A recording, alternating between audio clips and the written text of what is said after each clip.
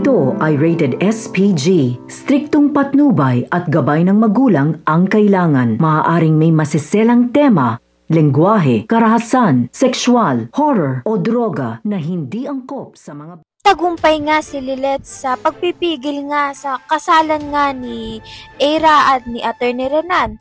Ngunit masama nga ang loob ni Eira sa kanyang ate Lilith dahil nga raw siya nga raw ang tanging sumisira sa relasyon nga nilang dalawa.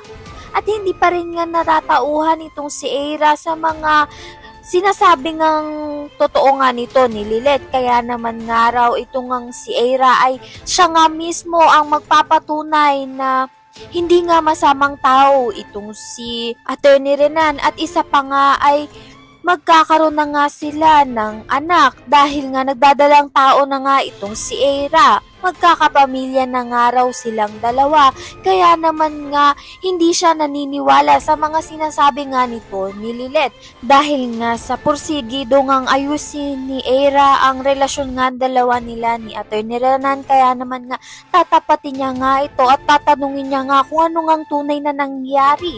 At dahil nga sa magkakapamilya na nga raw sila ay kailangan na maging healthy nga ang kanilang relasyon. Umami na nga kaya si Attorney Renan sa mga kasalanan niya dito nga kay Eira sa alang-alang ng kanilang magiging na anak. Ayan nga pakatutukan natin. Maraming salamat sa iyong panonood.